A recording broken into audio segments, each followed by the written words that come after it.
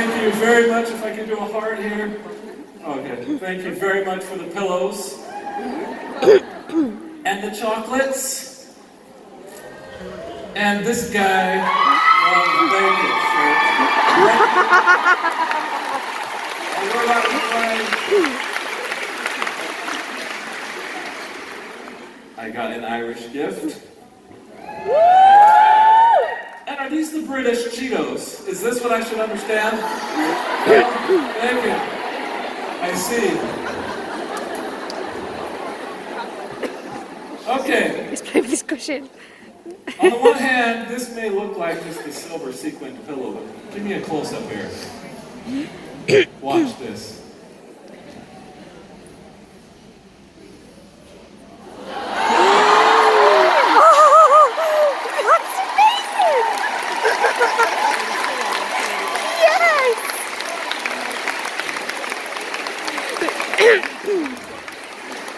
That will have a special place on my couch for my Facebook Lives. Thank you, Gwen. All right, I'm going to talk to you tonight about healing and about scars. This is a message I've never shared. It was something that I thought of on the day that I decided that I would come here. There's a certain definition of healing that I really like, and it has some parts to it that kind of speak to me. Healing is a word that I think gets used a lot, but healing in the sense of what our community does is something that I want to focus on now. And particularly one aspect of healing, and that is when we heal, oftentimes there's a scar left behind, right? And that scar can either represent the pain or it can represent the healing. I have some scars, and so I'm talking about scars that we have on our body now. And I think all of you have one, right? Think about a scar that you have, and there's always a story associated with it, right? I have a scar on my pinky right here that was given to me by my best friend when I was 12 years old. He smashed the hose, those little water things that he smashed down, and smashed right on my finger. And it was circled around, and he was my best friend, and he died about 6 months later. And I think about him every time that I see that scar. I have a scar from a chicken pox right here, and I didn't know what it was. I saw it, right here on my eyebrow. I saw it for my whole life, and my mother told me. She said, "Oh yeah, that was from a chicken pox." I said, "Really?" She said, "Oh yeah, you got them really bad." And she talked to me for a few minutes about how she felt when I had severe chicken pox. And it was such a touching moment for me because, of course, I didn't have any memory of it, but I could see that I was her little baby. I kind of forget, but there was a time when I meant the world to her, and I still do, I think. It was very touching to me how much love I felt from her when she explained to me how I got that little scar. And so I see that scar and I think about how much my mom loves me. I have a scar right here, a big, huge scar. It's my favorite scar of all. It was back when I was going through cancer. They saved time and they put a Hickman port right into your body, and it goes right into the jugular vein. And I had 3 different ports coming out so that they could give me stuff and take stuff at the same time. And I kept that Hickman port for 6 months. At the time that I was going through chemotherapy and I lived in the hospital. They finally took it out, of course, when I was done. But every time that I have my shirt off and I see that scar, it reminds me of how fragile life is and how quickly God could, or not, just how quickly life can go in one direction or the other. And what am I using mine for? What am I using the second life that He gave me for? That scar is special to me, right there. And then the scar that's the most obvious on my body. You see this? And if I could just stand to grow my hair out on the sides, then it wouldn't stand out quite so much, but I can't stand to have any length on my sides. With this scar, probably half of you have heard the story. They cut me from ear to ear and I am full of titanium here. I don't think about the pain of that experience. Every time that I see this scar, I think about my friend Greg, because he's the one that I made the promise to in the hospital bed from having gotten that scar. And I tell you what, as much as it's not very attractive, I love that scar. I would never give it up.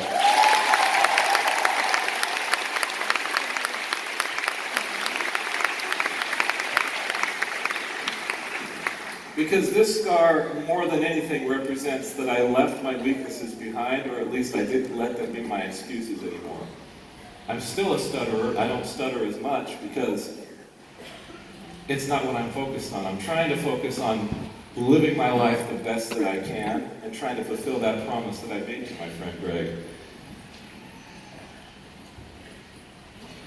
There's Shalane, when she came to see me at the end of all of it.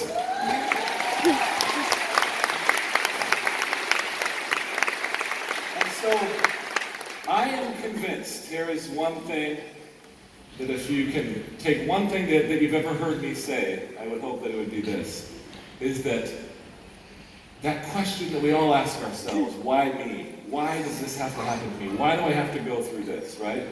I'm convinced that our life can only experience the joys to the equivalent of the depths that are sorrow. So our highs can only be as high as our lows are because there will be nothing else to compare them with.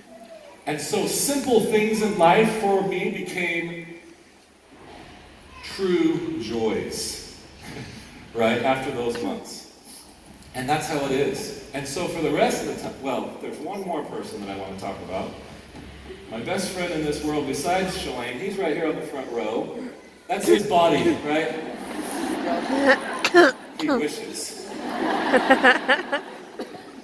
But he knows a thing or two about having some scars on his body. These are things that have actually happened to him. So the white arrows are bones that have been broken, and the purple are surgeries, all caused by football.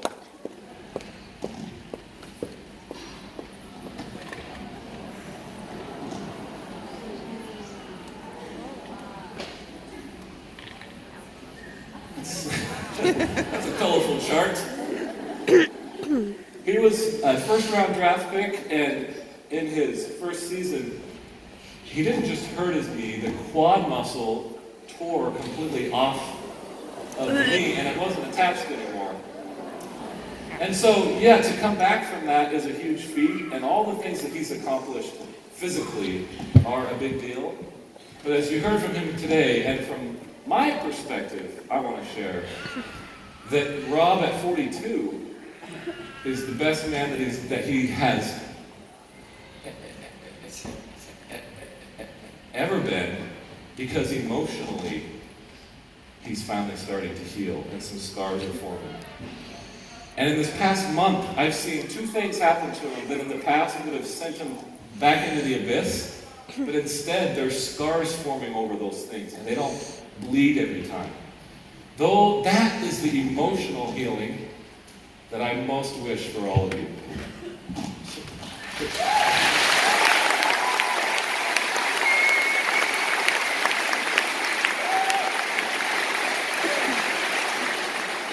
So just like physically, I asked you to kind of think about the scars that you have on your body.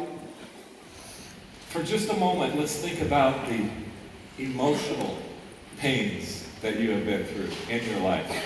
And my question is, have you allowed those to scar over and to heal up? Or do they still bleed? Or do you still pick at them? Right?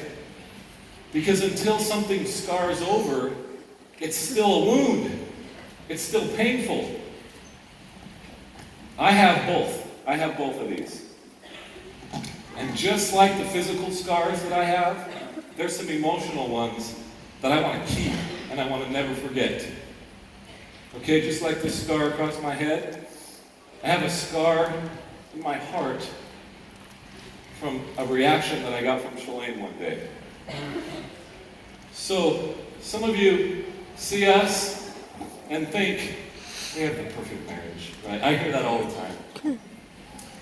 And I would say this whether she was here or not. Yeah, we pretty much do. Have a perfect marriage. We do not argue, we don't fight, and sometimes that's actually the source of the pain, is because we don't take time to actually express how we feel sometimes. And after she had our second child, she went into a place that I had never seen before. Now I know now that she struggles with depression, and she has at various times throughout her life. A few months into it, I figured out what was going on, but I didn't know what to do. I didn't know what to do. And it seemed like all my attempts to try to do something would just make it worse, because I was pointing out something that I felt like she could do to feel better. But you know, when you're in that place, you don't want somebody to tell you that you just have to exercise, or you just have to, right? That's not the time to tell our husbands, just in case we're wondering. But what I never did is actually say, Shalane, I think you have postpartum depression that can simply be treated. And she went to the OB after 6 months, and she got some medication, and within a couple weeks she was feeling like a new person. And I commented to her, yeah, I knew that you were feeling postpartum, and I was kind of hoping that, and she stopped and she looked at me and she got tears in her eyes and she said, Derek, you knew? You knew? And it was such a moment for me. Because that's what true love is, what I should have done. Is the moment I knew I should have gotten her help and in a kind way, and not told her what she should do, but just help her see it for what it was. It was a sickness, it was a chemical imbalance, just like anything else, and that should be treated. So I have a scar there that I'll never forget. And I'll say the hard things that I have to say because I love her and because I love our kids. So that's what we do. In this community, we uplift each other and we validate each other and we provide a sisterhood, just like you heard. That's why we truly are different. Our products can be found, similar products can be found, right? A similar comp plan, even not quite as good. But this company, I tell you, has accomplished the 500 million came because of our mission and our community of people that got behind it. That's why we succeed. That is why we succeed, and that's why the UK launched as incredibly as you did. So that's my mission for you, that is my message today. Is not one of training. You got some incredible training. It's the first time I had heard some of those incredible women. Carly and Cara, thank you. Kizzy Harvey rocked it. I have never heard her speak. Yeah. Helen and Olga and Leanne and Kirsten and Charlie, thank you, all of you. That was incredible.